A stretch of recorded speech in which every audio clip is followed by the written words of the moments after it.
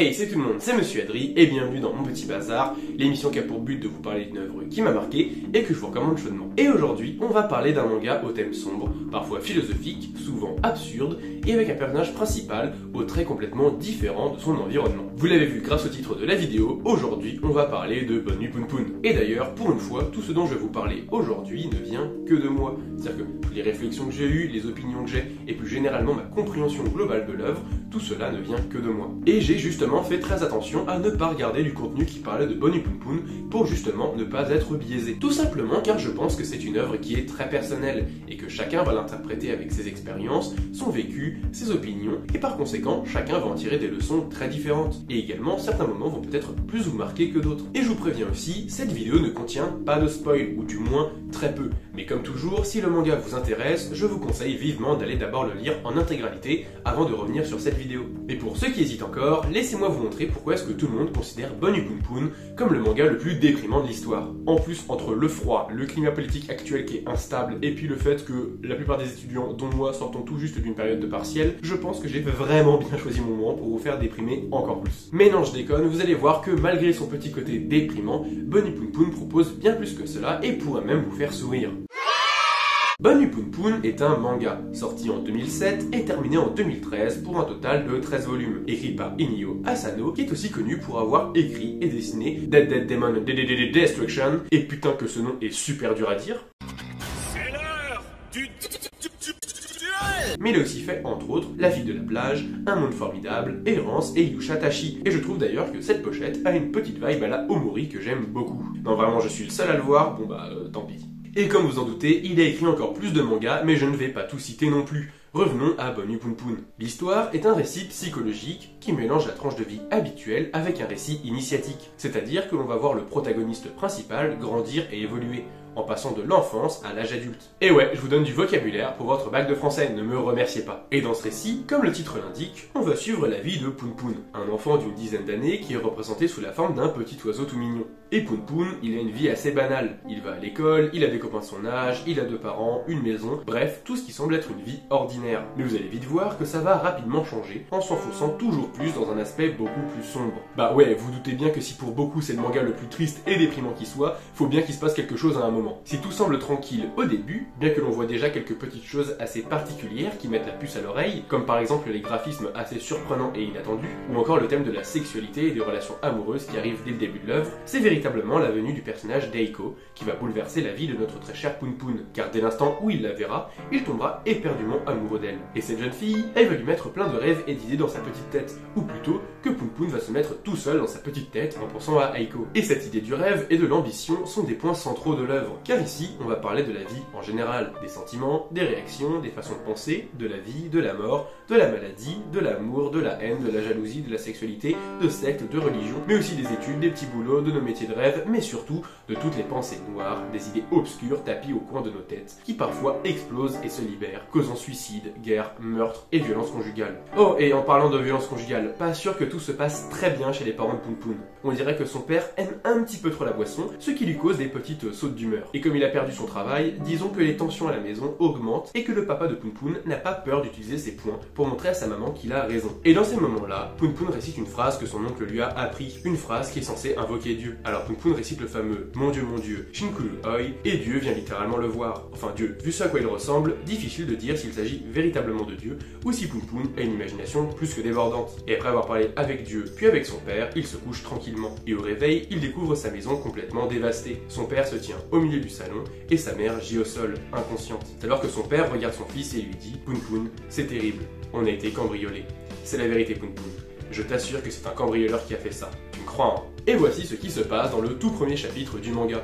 Et comme vous pouvez déjà le voir, ça part déjà en cacahuète. Mais avant d'aller plus loin d'un point de vue scénario et événement, on va parler des visuels du manga. Bon, commençons par le physique de Poon Poon, parce que je suis sûr que vous posez la question de savoir pourquoi est-ce qu'il ressemble à ça. Et s'il est représenté comme un petit oiseau, ce n'est pas parce que c'est un oiseau dans un monde humain. Et oui, Poon Poon est également un humain. C'est uniquement sa représentation qui change des autres. D'une part pour que le lecteur s'identifie beaucoup plus au personnage, mais aussi car ça permet de représenter les émotions de notre personnage. personnage, voire même son état d'esprit, de son état mental, bref. Vous allez voir que la forme de Poun va directement jouer sur notre perception de l'œuvre, puisque cela va permettre de décrire la pensée de Poun comme jamais. Mais il y a également autre chose qui fait partie du visuel de Poun et qui permet de s'identifier encore plus à lui. C'est sa manière de parler. En effet, pendant tout le manga, Poun n'aura jamais une seule bulle de dialogue à lui. Chacune de ses paroles vont être rapportées par une sorte de narrateur sur un fond noir, bien qu'il soit difficile de parler de narrateur dans ce cas précis. Et ce fameux texte blanc sur fond noir sera aussi l'occasion de décrire un petit peu plus précisément les pensées de notre petit Poun. Et puis, en plus de tout ça, comme vous l'avez certainement remarqué également, les autres personnages, les décors, tout est fait pour nous mettre assez mal à l'aise. Les personnages ont des têtes et des expressions exagérées, avec des traits très grossiers, très forcés, souvent même caricaturaux. Pareil pour les décors, parfois très paisibles et contemplatifs, certainement inspirés de photos ou d'endroits que le mangaka a déjà visités. Et puis des fois, on a le droit à des trucs tellement absurdes, alambiqués, avec des couleurs et des explosions de partout. Bref, c'est un gros n'importe quoi qui aide véritablement à transmettre des messages, puisqu'ici, la forme est totalement au service du fond. Un très bon exemple pour moi, c'est celui de la sorte de secte que l'on rencontre assez vite et qui va servir de sous-intrigue plus ou moins déconnectée de la vie de Poun. Ici, les personnages sont complètement fous à leur manière. Ils ont des propos qui semblent totalement éclairés et incohérents à la fois, et les dessins, les dialogues, les mouvements, les actes, tout est réfléchi pour nous faire comprendre les agissements des personnages et leurs pensées. Absolument rien n'est laissé au hasard. Et je vous invite vivement à lire jusqu'à la rencontre de cette secte pour faire un avis sur l'œuvre. Car pour moi, c'est vraiment à ce moment-là qu'on se rend compte du génie de l'auteur. Car rares sont les dessinateurs qui arrivent à changer et incorporer différents styles de dessin au sein d'une même œuvre en fonction de ses besoins. Ce qui prouve d'ailleurs qu'il est capable de dessiner dans plusieurs registres.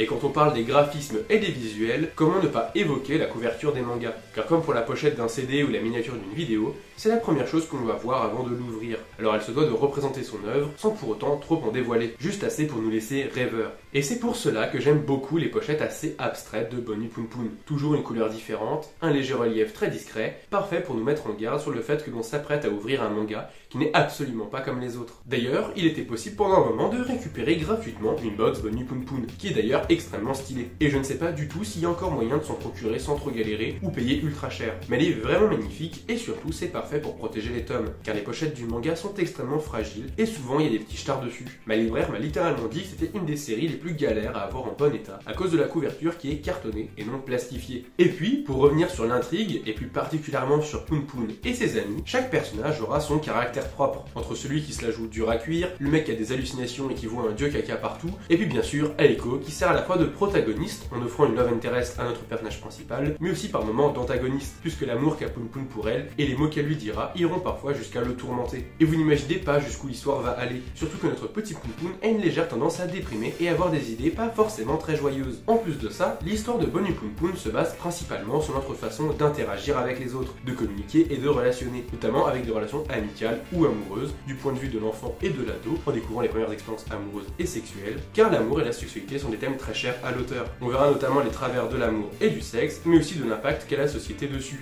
comme par exemple le désir de vouloir à tout prix avoir des relations charnelles, notamment à l'adolescence, généralement conditionné par la pornographie, mais le mangaka aime aussi montrer l'aspect impulsif et parfois mauvais de ce genre de désir, et même des émotions en général, en représentant des situations parfois drôles et cocasses, et parfois malsaines. Et d'ailleurs, en disant tout ça, je viens très certainement de perdre définitivement la monétisation de cette vidéo, ce qui est très drôle puisque je ne peux même pas encore monétiser ma chaîne. Et ça, c'est seulement un des nombreux thèmes de l'œuvre, et certainement même le plus important. Boni Poun Poun parle aussi de psychologie, de façon de penser, d'opinion, de manière de voir la vie. Bref, appelez ça comme vous voulez, dans tous les cas, le personnage de Poun Poun et les personnes qui l'entourent offrent une mise en scène assez parfaite pour pouvoir réfléchir et combattre ses démons intérieurs. Et je suis sûr que vous allez vous identifier au personnage au moins une fois. Une personne assez timide, qui a tendance à regretter les choses, à s'imaginer plein de scénarios, à dire et à penser des choses horribles dans sa tête. Vous l'avez compris, on est tous et toutes un peu Poun Poun. Et puis, on va le suivre interagir avec les gens, aller à l'école, faire ses études, trouver un petit boulot, un appartement, bref, vivre sa vie entre découverte d'une sexualité sacralisée lorsque l'on est ado, au passage du permis de conduire et des agences de location d'appartements. L'œuvre nous dépeint véritablement un slice of life au quotidien banal, sans magie ni fantaisie, mais avec des moments durs et des remises en question, le tout saupoudré d'une bonne dose de sentiment global de mal-être et de questionnement. Et que l'on arrête de se voiler la face 2 minutes.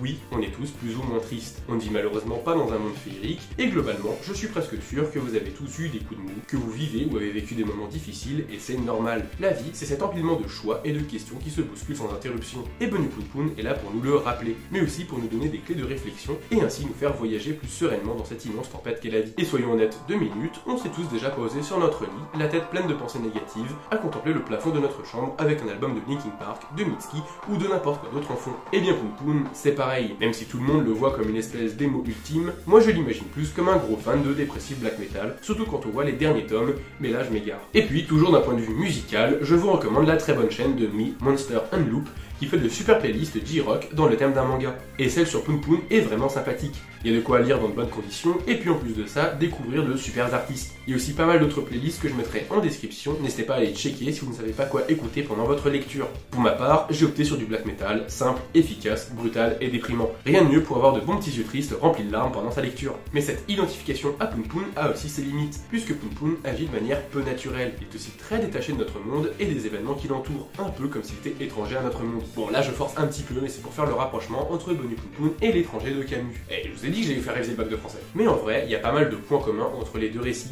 qui sont certainement plus des coïncidences à mon avis, car l'auteur n'a jamais dit avoir lu ou s'être inspiré de Camus, ou du moins pas à ma connaissance. Mais tout de même, les réactions assez détachées des deux personnages, même la manière de parler des deux protagonistes sont assez similaires. Toujours ce ton très détaché, et puis ils vont tous les deux vivre des événements très forts et marquants. Cependant, je ne suis absolument pas sûr que l'on puisse considérer Bunny Poon Poon comme faisant partie de l'absurde, bien que certaines choses tendent à faire penser le contraire. Mais je ne suis pas un spécialiste, alors je ne me prononcerai pas plus. Mais à part ça, il y a un autre truc sur lequel j'aimerais revenir. Ça nous a pas paru bizarre quand je vous ai dit qu'on allait suivre Poon Poon du début de son adolescence jusqu'à l'âge adulte? Non, parce qu'en tout début de vidéo, je vous ai dit que le manga faisait 13 tomes. Et c'est pas énorme pour raconter une décennie, vous trouvez pas? Eh bien c'est parce qu'à plusieurs reprises, on va avoir droit à des ellipses, symbolisées par le trait sombre Bunny Poon Poon. Oh bah tiens, c'est aussi le titre du manga. Oh comme c'est bizarre! Et c'est comme ça que l'on va pouvoir nous raconter les moments les plus marquants de la vie de notre très cher petit oiseau, afin de nous mettre mal à l'aise dans notre plus fort intérieur. Et je pense que c'est à peu près tout pour l'histoire de Bunny Poon Poon.